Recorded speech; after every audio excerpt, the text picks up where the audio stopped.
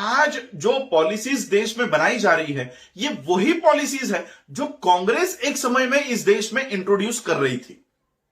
FDI का bill introduce लाया गया था कांग्रेस द्वारा, वो लागू किया बीजेपी ने। देखिए, मेरी मुलाकात तेजस्वी जी से हुई है, अखिलेश जी से हुई है, जितने भी ऑपोजिशन पार्टी के लोग हैं, हम लोगों ने 2 सालों से इन सभी ऑपोजिशन पार्टी के लोगों को मिला हूं। और मैंने कभी कोई फोटो शेयर नहीं की कि आज मैं इनसे मिला, कल मैं उनसे मिला, उनसे मिला। हमें वो काम भी नहीं करना है। ये बात मैं आज आप लोगों को डिस्क्लोज इसलिए कर रहा हूं क्योंकि जो हमने इनसे विनती की थी, उस विनती को ये कहीं ना कहीं साइड ट्रैक कर रहे हैं और फिर से उसी में वो उलझ कर रह जा रहे हैं। हमने तेजस्वी जी से कहा था, जब उनके पिता भी बाहर थे और एक क्या कहते हो आप, इफ्तार पार्टी में हमें बुलाया गया था, जब लालू जी भी वहां थे और लालू जी और नीतीश जी का गठबंधन था, वो अलग टेबल पे बैठे हुए थे। हम तेजस्वी जी से चर्चा कर रहे थे, तब हमने उनको बताया था कि ईवीएम, इस तरह से ईवीएम में गड़बड़ी की जाती है और हमने उनको प्रात्यक्षिक करके बताया था। पूरे वर्ल्ड का डेटा हमने उनके सामने रखा कि किसी भी प्रगत देश में ईवीएम का इस्तेमाल नहीं किया जाता। हमारे ओर से यह बात रखने के बजाय अगर आप ये बात रखते हो तो उसे ज्यादा वेटेज मिलेगा, क्योंकि आप सत्ता में हो, आप एक स्टेट में आपका राज चलता है, आपकी होल्ड है, शासन प्रशासन में आप हो, तो आप ये बात वहां रखो।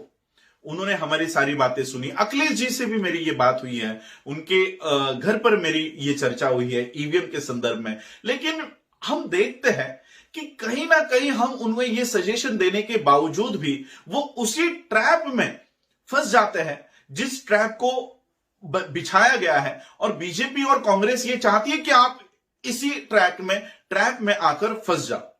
देखो, ईवीएम का जो गड़बड़ी है, ये गड़बड़ी या ये ईवीएम मशीन लाई ही कांग्रेस ने है। और हम देखते हैं कि कांग्रेस सत्ता से बाहर निकल रही है, तो कहीं ना कहीं कांग्रेस भी इसका इफेक्ट महसूस कर रही है।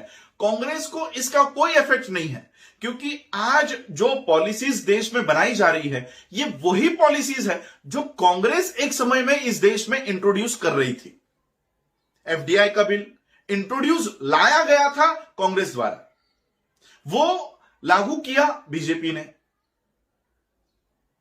ये सारा जो भी इस देश में पॉलिसीज बनाई जा रही है, ये कहीं ना कहीं कांग्रेस की पॉलिसीज है। इसलिए कांग्रेस को ईवीएम में अपने वोट नहीं भी मिले, तब भी पॉलिसी संसद में उन्हीं की बनाई जा रही है। और इसलिए हमने जितने भी विपक्ष के नेता हैं, इन लोगों को एक होने की मांग की थी कि आप लोग एक होकर लड़ो। आप लोगों के पर्सनल एजेंडा कुछ भी हो, बीएसपी हो, यहां पर सपा हो, ये सब लोग एक होकर आप लोगों को लड़ना होगा, क्योंकि आप जिसके सामने लड़ रहे हो वो फैसिज्म को इस देश में लागू करना चाहता है। आप लोग अपने अपनी पार्टियों को बचाने के चक्कर में लगे हो, अपने अपने वोटों को बचाने के चक्कर में लगे हो, सीटों के बचाने के चक्कर में लगे हो, लेकिन इस देश का पूरा लोकतंत्र ही खतरे में है। अब हमको अपनी सीटों को बचाने के बजाय लोकतंत्र को बचाने के लिए आगे आना होगा, क्योंकि जब तक लोकतंत्र इस देश में है तब तक आपकी सीटें सुरक्षित है। अभी फिलहाल इस विश्व का सबसे बड़ा इलेक्शन हुआ। इस विश्व में, सिर्फ भारत में ही नहीं, इस विश्व में सबसे ज्यादा पावरफुल जो है वो है United states, United Nations. United states के इलेक्शंस में आज भी पर्ची से, कागज के ऊपर वोट डाले जाते हैं। सोचिए, इतना प्रगत देश और इतना बड़ा देश, इतना बड़ा खंड, आज वो अपने देशों में पर्ची के माध्यम से इलेक्शन करवाता है। और भारत जो टेक्नोलॉजी में सबसे पिछले पायदान पर है, वो देश ईवीएम का इस्तेमाल कर रहा है। तो हम ये मांग क्यों नहीं उठाते कि ईवीएम को इस देश से बैन करवाना चाहिए? हमने ये मांग उठाई, बल्कि जब मैंने यूनाइटेड नेशंस में ये प्रोटोकॉल, ये जो सारा पिटीशन हमने जब डाला, तब हमारे ही कुछ लोग आगे आकर इसका विरोध कर रहे थे। मैंने उस समय यह कहा था कि हमने ईवीएम के खिलाफ पिटीशन इंटरनेशनल कोर्ट में डाली है। इसका विपर्यास भारत के लोगों ने क्या किया कि इंटरनेशनल कोर्ट ऑफ जस्टिस में यह केस बनता ही नहीं। अरे भारत के बाहर अगर पाकिस्तान के कोर्ट में भी अगर कोई बात डलती है तो भारत के हिसाब से वो इंटरनेशनल कोर्ट में चली गई है, और हम तो यूनाइटेड स्टेट्स के कोर्ट में डाल रहे थे। और ऐसा प्लेटफॉर्म जो सिर्फ और सिर्फ पॉलिटिकल सेफगार्ड्स को, पॉलिटिकल राइट्स को सेफगार्ड्स करने के लिए बनाया गया है। तो ऐसे प्लेटफॉर्म पर जब हमने ये पिटीशन डाली, 45 पेज की ये पिटीशन है, ये 45 पेज का ये एप्लीकेशन है, हमें वहां पर बताया गया था कि इंडिविजुअल एप्लीकेशन को वो नहीं लेते, इसलिए हमने गूगल ड्राइव पर ये एप्लीकेशन रखी और लोगों को बताया कि यहां से डाउनलोड करके अपना अपना नाम और एड्रेस भर के इस यूसीएचसीआर के ईमेल पर आप लोगों को भेजना है। लाखों लोगों ने उसे भेजा। हमें उसी समय ये गारंटी दी गई थी कि यूएनजीए यानी यूनाइटेड नेशन जनरल असेंबली 2020 में आपके एप्लीकेशन को टेबल पर रखा जाएगा। लेकिन कोरोना वायरस की वजह से यूएनजीए 2020 ये इस तरह से मोबाइल पर और टीवी पर लिया गया, एक एक के बाइट्स, अपने अपने बाइट्स वहां पर भेजे गए और इस तरह से यूएनजीए हुआ। पर्सनली आमने सामने किसी भी देश के प्रतिनिधि वहां पर यूएनजीए में शामिल नहीं हुए, और ये जो पिटीशन है ये कहीं ना कहीं दब गया। ये कोरोना वायरस भी इसी षड्यंत्र का एक भाग है। लेकिन आज हम लोगों को फिर से एक उम्मीद मिली है। देखिए, आप लोगों को लगता होगा कि ट्रंप उस समय बैठा हुआ था तो हमको कैसे न्याय मिलता। मैं जिस प्लेटफॉर्म पर ये सारी बातें रखकर आया हूं, उस प्लेटफॉर्म ने ट्रंप को भी नहीं छोड़ा था। यूएससीआईआरएफ ने जब ट्रंप यहां पर जनवरी महीने में आए थे और फिर से जब वो अपने हेडक्वार्टर पे गए, यूनाइटेड स्टेट्स में गए, तब यूएससीआईआरएफ ने उन्हें भी फटकार लगाई थी कि भारत में रिलीजियस इस तरह से धार्मिक जब इनके ऊपर अत्याचार हो रहा है उसके ऊपर आपने एक भी शब्द क्यों नहीं कहा। तो ये ऐसा प्लेटफॉर्म है कि यूएस प्रेसिडेंट को भी नहीं छोड़ता। यहां से हमें उम्मीद थी, लेकिन ये कोरोना वायरस की वजह से हमारा ये पिटीशन कहीं ना कहीं गुम हो गया। तो कम से कम हम भारत के लोगों से और खास करके जितने भी ऑपोजिशन में बैठे हुए नॉन बीजेपी और नॉन कांग्रेस के लोगों से हम ये बात कर सकते हैं, ये उम्मीद कर सकते हैं कि ये मुद्दा आपको ये टॉप प्रायोरिटी में उठाना चाहिए। हेलीकॉप्टर आप लोगों ने उड़ाए हैं, इतने लाखों लोगों की भीड़ इकट्ठा की है, इतने लोगों तक आप लोगों ने अपना प्रचार किया, क्या हुआ रिजल्ट? फाइनल आउटपुट क्या है? करोड़ों रुपए आप लोग उसको जला रहे हो, करोड़ों लोगों की भावनाओं को दुखा रहे हो, उनकी ह्यूमन रिसोर्सेस को वेस्ट कर रहे हो, अपने समय को वेस्ट कर रहे हो, अपने एनर्जी को वेस्ट कर रहे हो। इतनी ताकत भी नहीं, इससे 1/4 भी ताकत आप ईवीएम को हटाने में अगर लगा देते हो तो आपके सच्चे प्रतिनिधि संसद में बैठ सकते हैं, असेंबलीज में बैठ सकते हैं। इतनी ताकत भी वेस्ट नहीं करनी है। एक हेलीकॉप्टर के राउंड को आपको 50 लाख रुपए देने पड़ते हैं 1 घंटे के लिए। 50 लाख से 1 करोड़ रुपए तक आप लोगों को सिर्फ हेलीकॉप्टर के उस चक्कर के लिए डालने पड़ते हैं। 50 लाख 1 करोड़ रुपए ये आधे घंटे के लिए डालने के बजाय यही रिसोर्सेस अगर उस ईवीएम को हटाने के लिए लगाते हो तो सही मायने में आप जो खर्चा कर रहे हो इलेक्शंस में वो काम में आएगा।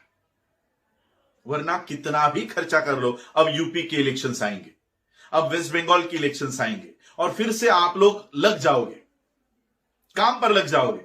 एक भी नॉमिनेशन तब तक फाइल मत करो जब तक ईवीएम इस देश में है। बीएसपी के हेड को मैं बताना चाहूंगा, सपा के हेड को बताना चाहूंगा, वहां पर तृणमूल कांग्रेस के हेड को बताना चाहूंगा कि अगर सही में आप इस देश के लोकतंत्र को बचाना चाहते हो तो एक भी फाइल नॉमिनेशन नहीं होना चाहिए। और नॉमिनेशन फाइल करके मतलब क्या है? आपके लोग तो चुनकर आने नहीं दिए जाएंगे। जब आपके लोग चुनकर आने ही नहीं वाले हैं तो नॉमिनेशन क्यों फाइल करना है? कम से कम आप ये बात बता सकते हो कि जब तक ईवीएम है हम एक भी कैंडिडेट, और ये कौन कह रहा है? छोटी मोटी पार्टियां नहीं, इस देश की ऑपोजिशन की पार्टियां यह कह रही है कि हम एक भी नॉमिनेशन फाइल नहीं करेंगे, एक भी उम्मीदवार का पर्चा नहीं भरेंगे। जब यह मूवमेंट देश में शुरू हो जाएगी, ईवीएम साल भर में ही इस देश से निकल जाएगी। आपको लगता है इलेक्शन कमीशन ऑफ इंडिया निष्पक्ष है? शायद मेरे ये वीडियो से फिर से मुझे धमकी ना आ जाए कि आपका फेसबुक डिलीट कर दिया जाएगा। होने दो। क्या इलेक्शन कमीशन ऑफ इंडिया आपको लगता है निष्पक्ष है? क्या बिहार में जिस कलेक्टर के माध्यम से ये इलेक्शंस कंडक्ट करवाई जा रही थी, क्या आपको लगता है वो कलेक्टर निष्पक्ष है? मुझे पूछो, कलेक्टर कैसे काम कर रहे थे?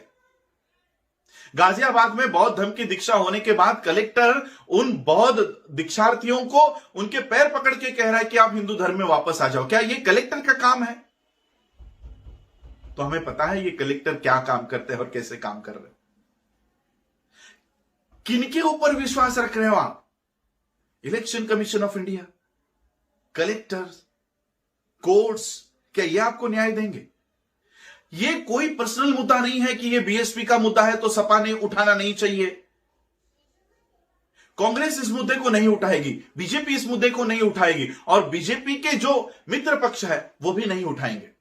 जो लोग इससे अफेक्टेड है, तेजस्वी ने आगे आकर इस मुद्दे को उठाना चाहिए, अखिलेश जी ने आगे आकर इस मुद्दे को उठाना चाहिए, मायावती जी ने इस मुद्दे को उठाना चाहिए, इवन ममता बनर्जी से भी मैं अपील करूंगा।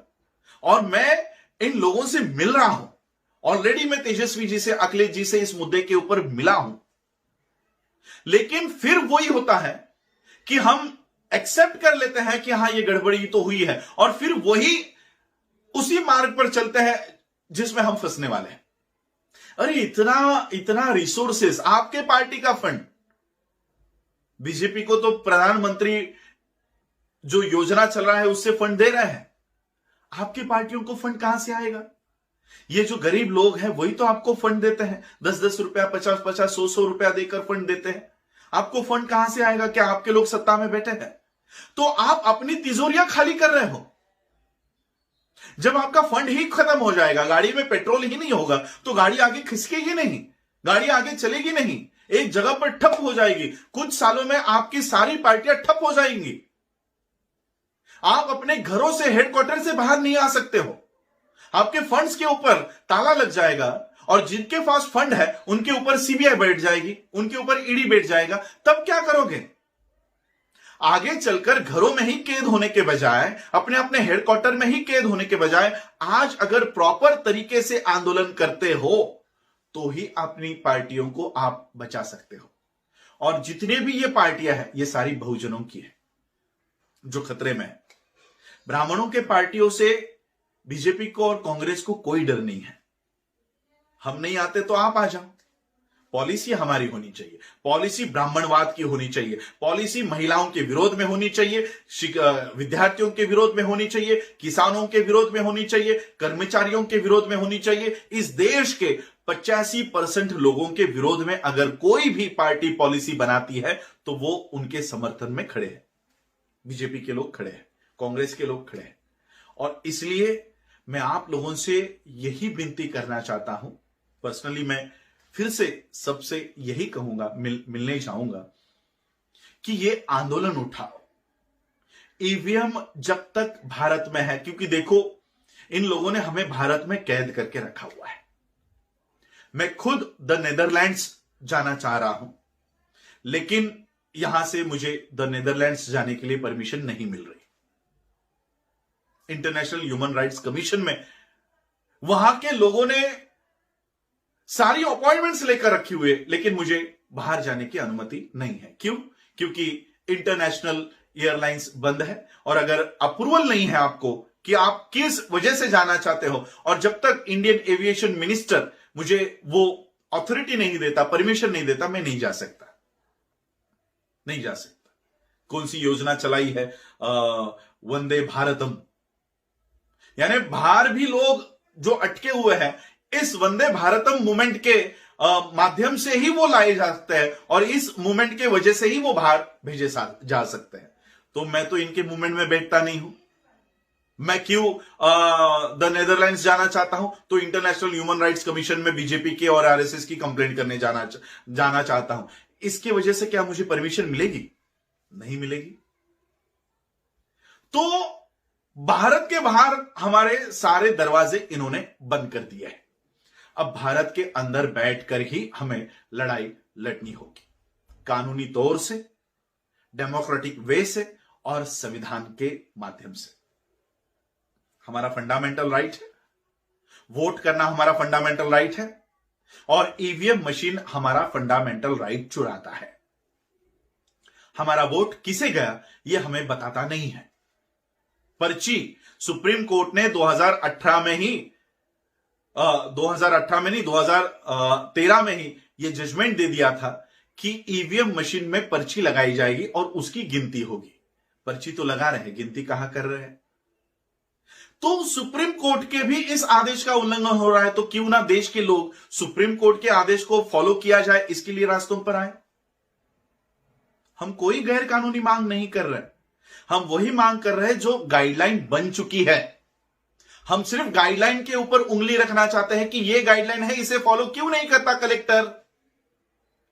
इस गाइडलाइन को इलेक्शन कमीशन ऑफ इंडिया क्यों फॉलो नहीं कर रहा? हम कोई नई मांग नहीं करना चाहते। और अगर तुम इस गाइडलाइन को फॉलो नहीं करते, सारे के सारे ऑपोजिशन पार्टियों ने इलेक्शन प्रक्रिया पर बहिष्कार डाल दो। इलेक्शन प्रक्रिया पर जब तक बहिष्कार नहीं डालोगे, ऐसे ही इलेक्शन में खड़े रहोगे, ऐसे ही खर्चा करोगे, ऐसे ही लोगों को खड़ा करके उनका प्रचार करोगे, हेलीकॉप्टर लाओगे, धूल मिट्टी उड़वाओगे और रिजल्ट जीरो। और जीरो भी नहीं, ऐसी हालत आप लोगों की कर देंगे कि संसद में, असेंबलीज में होने के बावजूद भी आप लोगों का कोई मोल नहीं होगा। आप लोगों को आवाज उठाने की ऑथोरिटी नहीं होगी, आप लोगों के विचारों का कोई वहां पर संज्ञान नहीं लिया जाएगा। कम से कम जीरो होकर असेंबली के बाहर तो हम लोग आंदोलन कर सकते थे, यहां पर तो आपको असेंबली के अंदर बिठाकर आपको नपुंसक बनाने की योजना है, अंदर बिठाकर कुछ बोलने नहीं देंगे। तो ऐसे एमएलए भेजकर भी आप क्या पाने वाले हो, क्या हासिल करने वाले हो? मेरी फिर से आप लोगों से विनती है, जितने भी नेशनल लेवल पर ऑपोजिशन पार्टियां हैं, आज चाहे महाराष्ट्र में शिवसेना हो, राष्ट्रवादी हो, चाहे वो देश भर की पार्टियां हो, बीएसपी हो, सपा हो, इनके अलग अलग स्टेट्स में इनका प्रेजेंस है, ये अलग अलग स्टेट्स में इनके शाखाएं हैं, इनके कैंडिडेट्स खड़े होते हैं। नेशनल लेवल की पार्टियों ने अगर ये बयान जारी कर दिया कि जब तक ईवीएम है, चलो ईवीएम है आप मानते हो, तो ईवीएम के साथ पर्ची की गिनती जब तक नहीं होती, दो ऑप्शंस है, एक तो पर्ची की गिनती करवाओ, अगर पर्ची की गिनती नहीं कर रहे हो तो फिर ईवीएम हटाकर सिर्फ पर्ची के ऊपर ही ये वोटिंग सिस्टम लागू किया जाए। इलेक्शन कमीशन कहता है, कलेक्टर कहता है कि पर्ची गिनती में समय लग जाता है। अरे आपको सही निर्णय चाहिए या जल्दी निर्णय चाहिए? जल्दी निर्णय के बदले में हम सही निर्णय को ठुकरा रहे हैं, इसलिए हमें जल्दी निर्णय नहीं चाहिए, सही निर्णय चाहिए। इसलिए पर्ची की गिनती करने की मांग उठानी होगी।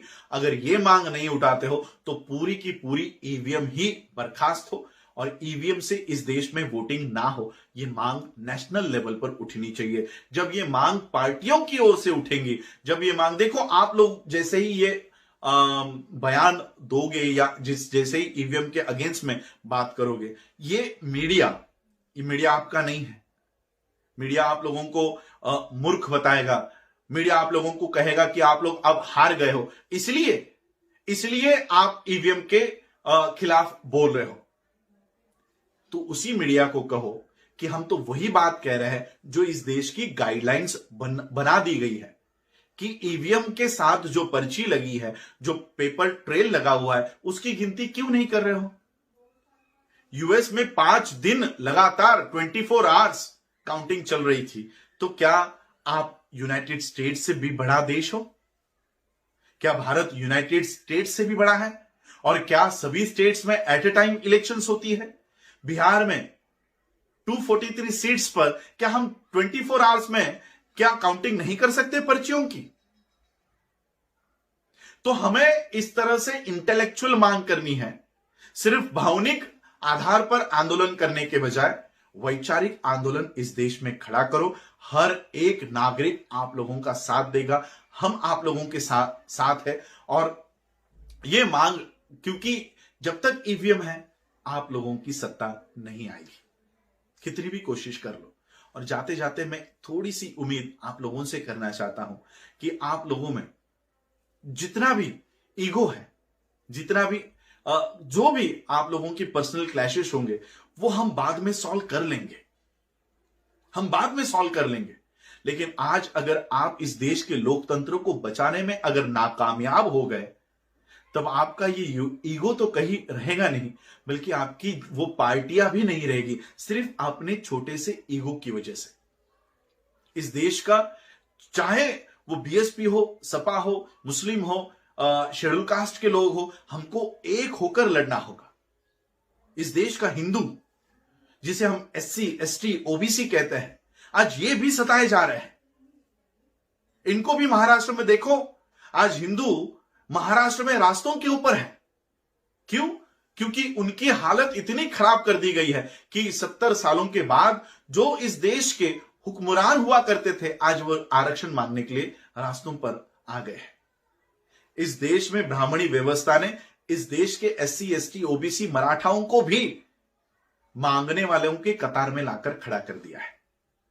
इसलिए अपने अपने ईगो साइड में रखकर हम लोगों को एक होकर, ये कोई पॉलिटिक्स अब रहा नहीं है। हमें अपने अपने राजनीतिक पार्टी को मजबूत करने की यह लड़ाई नहीं रही है। अपनी पार्टी कब मजबूत होगी? जब इस देश का लोकतंत्र मजबूत होगा। जब लोकतंत्र ही नहीं होगा तो आपकी पार्टी कहां होगी? पार्टी बनाने का अधिकार आपको लोकतंत्र देता है। इसलिए हर पार्टी की यह जिम्मेदारी होगी। और मेरे ख्याल से जब पार्टी का आप गठन करते हो तो पहले ही पन्ने पर आप ये शपथ लिखकर देते हो कि हम इस देश के लोकतंत्र को मजबूत बनाने की शपथ खाते हैं। तो कहां गई आपकी ये शपथ? कहां गया आपका ये जो आप डिक्लेरेशन देते हो, कहां गया ये जज्बा? और इसलिए आपके पार्टियों को मजबूत करने के लिए इस देश का आपको लोकतंत्र मजबूत करना होगा। यही अपील मैं आज करना चाहता हूं। बिहार के इलेक्शंस में जो हुआ वही उत्तर प्रदेश के इलेक्शंस में होगा और वही वेस्ट बंगाल के इलेक्शंस में होगा। आप लोग देखिए, सारे मशीन्स को मैनेज करने की जरूरत नहीं है। सारे पोलिंग बूथ के ऊपर गड़बड़ी करने की जरूरत नहीं है। 1% गड़बड़ कर दो, हो गया। कितने परसेंट से जीते हैं आज ये लोग? कितने परसेंट वोट मिले हैं? 19% वोट। 17 से 19% वोट मिलते हैं। 17 से 19% वोट पाकर भी आप स्टेट हासिल कर सकते हो। तो इन्हें सारे पोलिंग बूथ पर मैनेज करने की कोई जरूरत नहीं है। इसलिए ये बात समझो और सभी ऑपोजिशन पार्टी के नॉन फैसिस्ट जो लोग हैं, सब एक होकर ये लड़ाई लड़ो। पूरा देश आप लोगों के पीछे डट कर खड़ा है। जय भीम।